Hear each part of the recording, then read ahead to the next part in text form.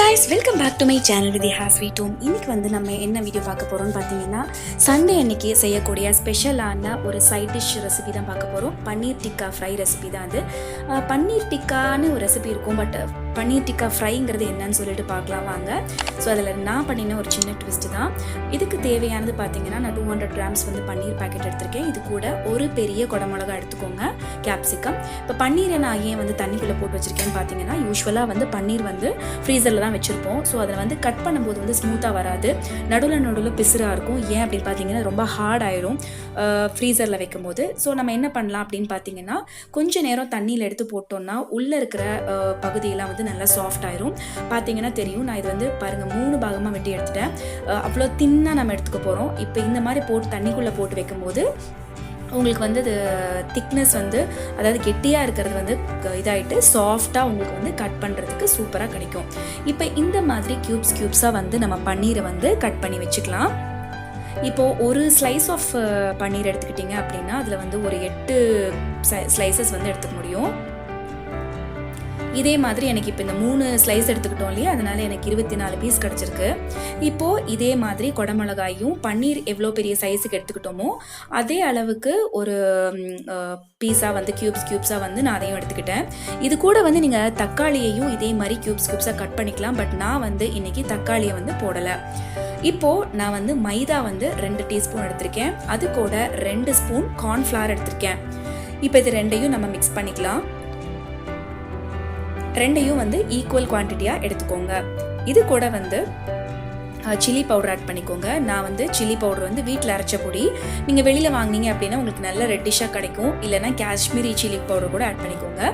இது வந்து வீட்டில் அரைச்ச பொடி அப்படிங்கிறதுனால உங்களுக்கு வந்து கொஞ்சம் ஆரஞ்சிஷ் கலரில் தான் இருக்குது. ஸோ நான் இது வந்து 2 டீஸ்பூன் வந்து எடுத்துக்கிறேன். இது கூட தயிர் வந்து 1 கரண்டி அளவுக்கு ஆட் பண்ணிக்கோங்க, புளிப்பு தன்மைக்காக. இது இல்லைன்னா நீங்கள் வந்து லெமன் கூட ஆட் பண்ணிக்கலாம். இது கூட இஞ்சி பூண்டு விழுது 1 டீஸ்பூன் ஆட் பண்ணிக்கோங்க. இதுக்கப்புறம் தேவையான அளவுக்கு உப்பு. இது கூட கொஞ்சம் மஞ்சள் தூள். அவ்வளோதான். நீங்கள் வந்து இப்போ எல்லாமே வந்து ஆட் பண்ணியாச்சு. இதை வந்து நல்லா மிக்ஸ் பண்ணிக்கோங்க. இதில் தண்ணி வந்து ரொம்ப கொஞ்சமாக சேர்த்தா போதும், ஏன்னா தயிர் ஆட் பண்ணியிருக்கிறதுனால. இந்த அளவுக்கு ஒரு பேஸ்ட் மாதிரி நம்ம வந்து எடுத்துக்கலாம், கலக்கிக்கலாம்.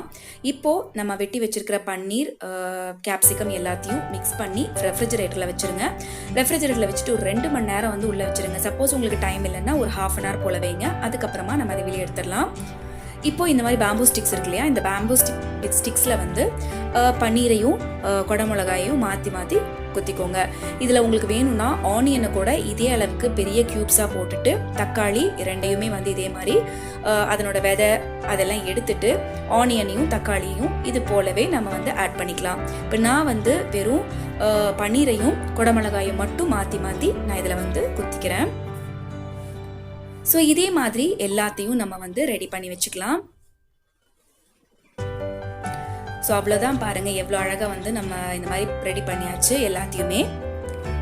யூஸ்வலாக பன்னீர் டிக்கா பண்ணும்போது என்ன பண்ணுவாங்கன்னு பார்த்தீங்கன்னா, தவாவில் வச்சுட்டு இல்லைன்னா ஓவனில் வைப்பாங்க. ஓவனில் வந்து வச்சோம்னா நல்லா கிறிஸ்பியாக ஆயில் இல்லாமல் நம்ம ஃப்ரை பண்ணி எடுத்துடலாம்.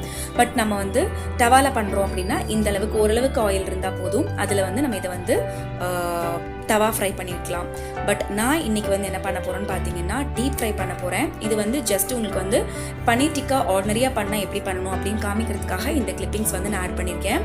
ஸோ அவ்வளோதான், கொஞ்சம் கொஞ்சமாக ஆயில் விட்டு நல்லா வந்து இந்த பேம்பூ ஸ்டிக்ஸை திருப்பி பிடிச்சி உங்களுக்கு எல்லா சைட்ஸ்லேயும் ஈவனாக வந்து உங்களுக்கு ஃப்ரை ஆகி வர அளவுக்கு, நல்லா குக் ஆகிற அளவுக்கு நீங்கள் வந்து விட்டுறணும். இப்போ நான் வந்து இதை டீப் ஃப்ரை தான் பண்ண போகிறேன்.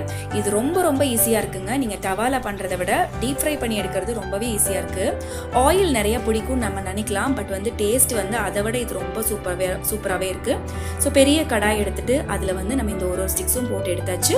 அவ்வளோதான், சூப்பரான பன்னீர் டிக்கா ஃப்ரைன்னு நான் இப்போ ஏன் பேர் வச்சுன்னு உங்களுக்கு தெரியும், ஏன்னா ஃப்ரை பண்ணி எடுத்ததுனால. ஸோ சூப்பரான சைட் டிஷ்ஷுங்க. வெஜிடேரியனாக இருக்கும்போது உங்களுக்கு வந்து ஏதாவது ஸ்பெஷலாக உங்களுக்கு கெஸ்ட்டுக்கு வந்து ஏதாவது கொடுக்கணும், இல்லை சண்டே வந்து ஸ்பெஷலாக செய்யணுங்கும் போது இந்த ரெசிபியை நீங்கள் ட்ரை பண்ணி பார்க்கலாம். இப்போது இது கூட லெமனும் ஆனியன்ஸும் வச்சு நம்ம கார்னிஷ் பண்ணியாச்சு. அவ்வளோதான், சூப்பராக ரெடி பண்ணியாச்சு. இந்த வீடியோ உங்களுக்கு ரொம்பவே பிடிச்சிருக்கும் அப்படின்னு சொல்லிட்டு நான் நினைக்கிறேன். பிடிச்சிருந்தா நம்ம சேனலுக்கு சப்ஸ்கிரைப் பண்ணிக்கோங்க. இந்த வீடியோவை உங்கள் ஃப்ரெண்ட்ஸுக்கும் ஃபேமிலிக்கும் ஷேர் பண்ணிவிட்டு உங்களுடைய பதிவுகளை கமெண்ட் செக்ஷனில் ஷேர் பண்ணுங்கள். தேங்க்ஸ் ஃபார் வாட்சிங்.